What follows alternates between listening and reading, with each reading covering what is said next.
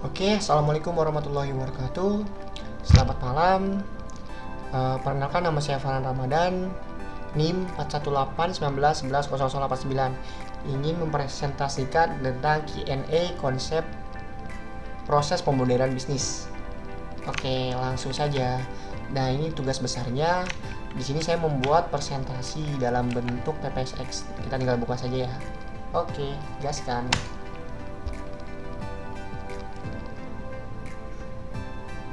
Nah, di sini saya akan menjawab 15 pertanyaan pada bagian B yang diharuskan membuat video dan di-upload ke YouTube. Oke, ini dia. Pemodelan proses bisnis, Q&A, konsep pemodelan proses bisnis.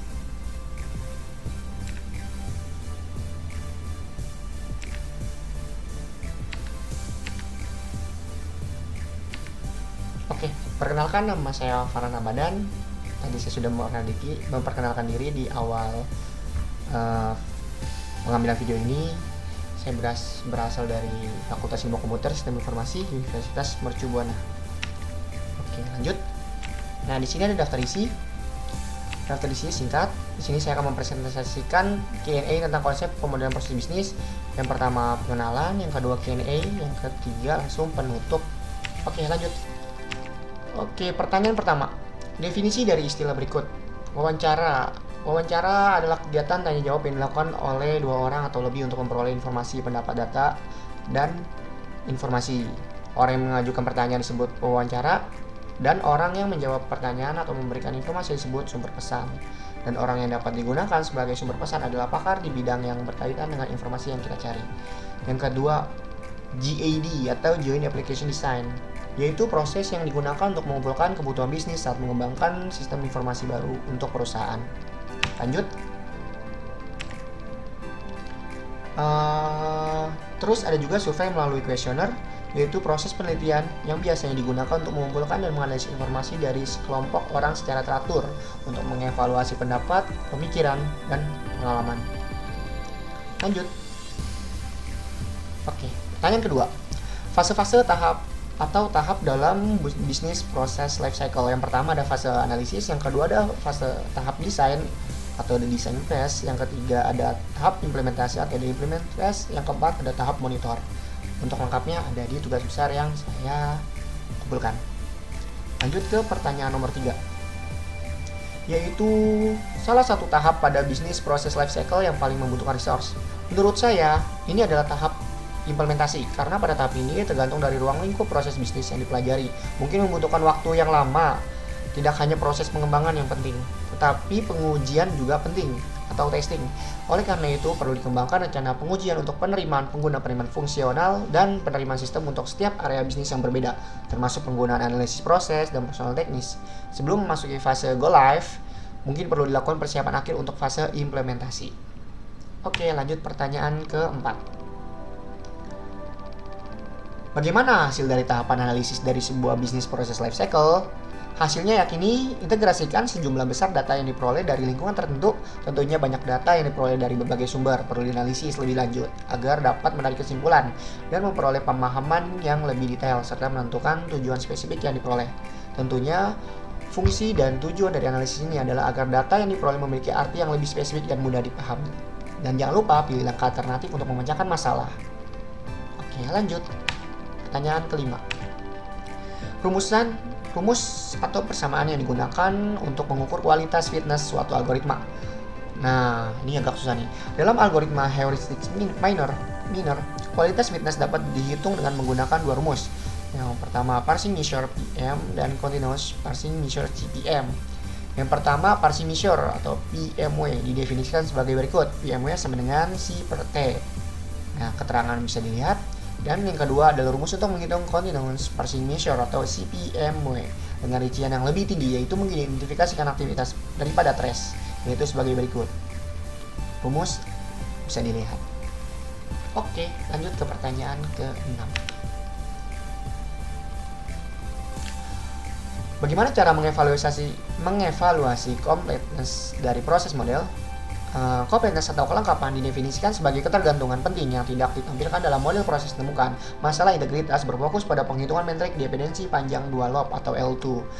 Sedangkan pada bagian 4, Sophie Knut, Gen Clash, Great Falls 2014 dibahas kesalahan pengukuran korelasi atau panjang L2 dengan bereksperimen dengan algoritma penambangan heuristik berbasis waktu yang ditingkatkan.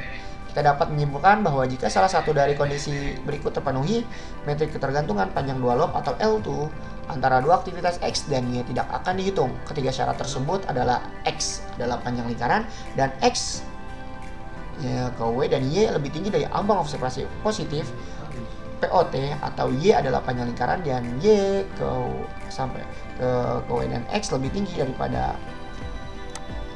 daripada ambang observasi positif plot atau semua kondisi di atas. Oke, spinning ke atas, lanjut. Pertanyaan nomor 7.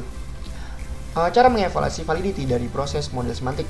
Kita perlu mengetahui 2 langkah untuk membuat proses pemilihan semantik. Yang pertama, memasukkan grafik ketergantungan ke dalam jaringan kausal, dan kedua, membuat jaringan kausal menjadi proses model semantik. Dan terakhir, gateway yang dipilih dengan benar menghubungkan satu aktivitas ke aktivitas lainnya. Oke. Pertanyaan nomor 8. Bagaimana cara mengevaluasi optimasi time and cost? Jangan lupa kita kembali ke pertanyaan nomor 6, yaitu dengan menggunakan metode jalur kritis atau CPM. Karena dalam pelaksanakan proses konstruksi terdapat 3 komponen yang penting dan saling terkaitan, yaitu waktu, biaya, dan kualitas. Ketiga batasan ini menarik, artinya jika Anda ingin meningkatkan kinerja produk yang disepakati dalam kontrak, biasanya Anda harus meningkatkan kualitas, yang pada akhirnya akan mengakibatkan peningkatan biaya di luar anggaran Anda atau over budget. Sebaliknya, jika ingin mengurangi biaya, biasanya Anda harus berkompromi dengan kualitas atau jadwal. Dari segi teknis, tingkat keberhasilan proyek berkaitan dengan tingkat pencapaian ketiga tujuan tersebut. Lanjut ke pertanyaan nomor 9. Cara kerja dan definisi critical path method atau CPM. Nah, CPM ini adalah teknik untuk menganalisa jaringan kegiatan aktivitas ketika menjalankan proyek dalam rangka memprediksi durasi total. Cara kerjanya yang pertama, melakukan identifikasi, kedua, menentukan dan menetapkan urutan yang tepat dari kegiatan-kegiatan, yang ketiga, menyusun dan membuat model diagram jaringan, keempat, memperkirakan waktu, kelima, menentukan tahapan dan jalan kritis, yang keenam, melakukan monitoring dan evaluasi serta koreksi dalam diagram part selama proyek berlangsung. Pertanyaan nomor 10. Ini lumayan panjang, langkah-langkah proses mengembangkan model kompleks yang lengkap dan benar untuk proses bisnis kehidupan nyata dari multi-organizational collaboration. Yang pertama, mendiscover top level, yang kedua, mendiscover bottom level, yang ketiga, refinement of petriness. Untuk penjelasan bisa dibaca di sini. Oke, lanjut nomor 11. Contoh dari penerapan algoritma top-to-down proses mining based on refinement of petriness from multi-source event log. Data log atau peristiwa yang digunakan adalah proses bisnis produksi benang. Mengambil contoh proses bisnis produksi benang, metode penambangan proses top down dijelaskan. Pada gambar 2 ini gambar 2 yang ini ya. Selanjutnya ini ya. Ini gambar 2 nih. Nah, yang ini gambar 1. Nah, menunjukkan model proses tingkat atas dari proses bisnis produksi benang, dan gambar 1 menunjukkan deskripsi dari setiap aktivitas. Ini gambar 1 dari PM1 sampai PM11. Dan yang ini gambar 2. Masih sama, ini dari PM1 dari PM sampai PM12. Oke, ini top level proses model dari proses bisnis ke produksi benang. Lanjut, pertanyaan nomor 12. 3 tahapan utama dari modified time based heuristic seminar. Yang pertama, mining dependency graph atau algoritma modified time based seminar yang telah dimodifikasi menggunakan metrik frekuensi dan hubungan antar aktivitas dalam proses bisnis. Yang kedua, mining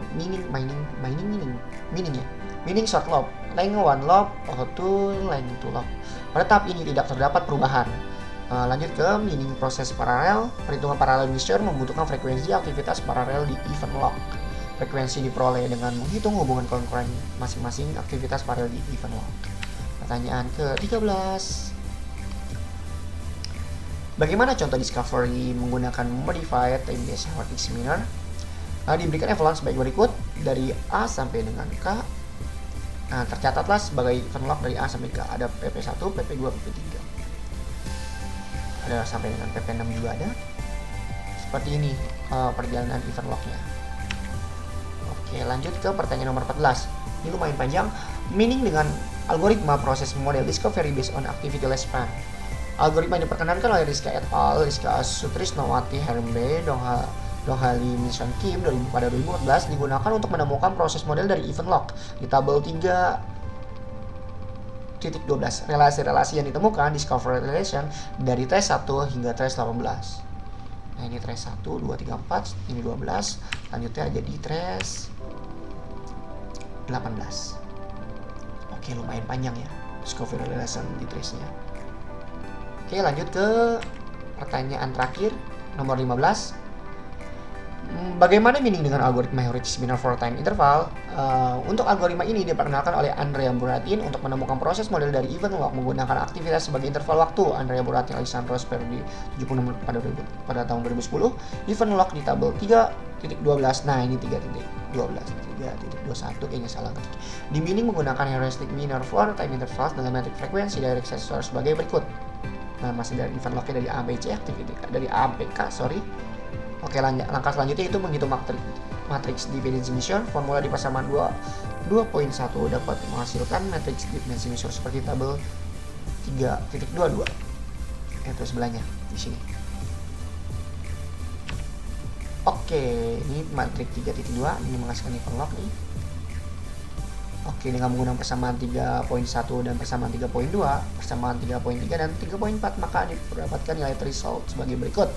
Average of positive dependency measure PDM 0,884, untuk sekitar deviation of PDM-nya 0,102, untuk relative to base threshold-nya 0,833, untuk positive observation threshold sama dengan 4, dependency threshold 0,781. Nah, dengan menggunakan nilai dari threshold maka dapat didapatkan dependency graph sebagai berikut. Oke, selanjutnya dengan menggunakan causal metric yang sama seperti tabel 3.19, tapi perhitungan parallel measure yang berbeda. Heuristic binary for time intervals menggunakan persamaan 2.5 untuk menghitung parallel measure. Nah, di sini hasilnya. Dan dengan menggunakan rule dari heuristic binary for time intervals, jika parallel measure lebih dari 0,1, maka split and join yang digunakan adalah n. Oleh karena itu, proses model yang discover dengan menggunakan heuristic binary for intervals menjadi seperti ini. Oke, mungkin sekian dari saya. Mohon maaf apabila kata-kata yang saya ucapkan kurang tepat, terlalu cepat, dan ada beberapa yang salah. Saya mohon maaf. Kurang dan lebihnya saya mohon maaf. Terima kasih, selamat malam, selamat beristirahat.